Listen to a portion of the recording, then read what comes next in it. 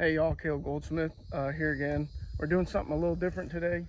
We're working on some research with one of my good buddies, Clayton Hale. It's a PhD student at University of Georgia, and we're working on some habitat suitability and population viability assessments on a new species called Fothergilla milleri. So I'll show you. So this is it right here. It's kind of got like it's like a cousin of witch hazel. It's got like a beaver tail kind of shape, like a duck foot.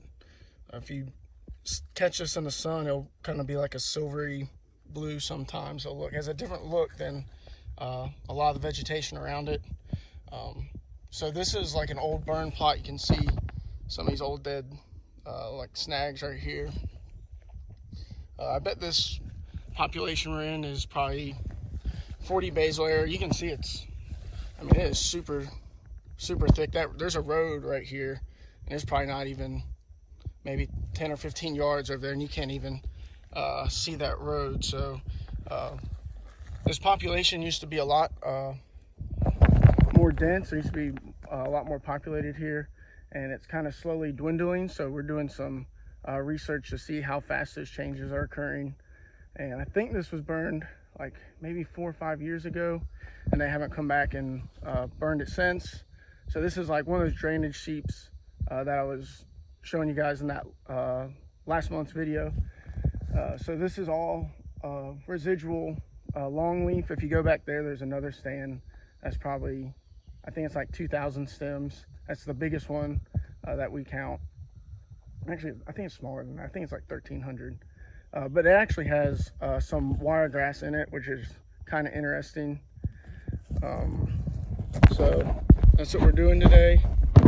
Just trying to get some of this stuff to see where this stuff could grow if we ever get to transplanting it somewhere, and how we can make it spread, and kind of the getting the highest probability of success for this plant if they decide they want to pursue, kind of spreading it across the states. There's only 4 big populations left of it that they know of.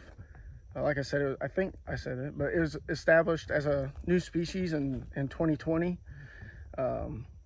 Formerly, they thought it was Fothergilla gardinii, and they had a guy, Ron Miller, come out and say it was a new species. So they sent off to a laboratory and did some genetics test on it, and in 2020 determined that it was a whole nother species. So we're just counting all the stems of it, seeing how much there is, and basically just getting some baseline research on it, since it was established so recently. There's no one really knows that much about it. So it's kind of cool doing that kind of research on a plant species that no one's really recognized before. And hopefully in the future we can get maybe some publications out of it, and keep pushing this research, and maybe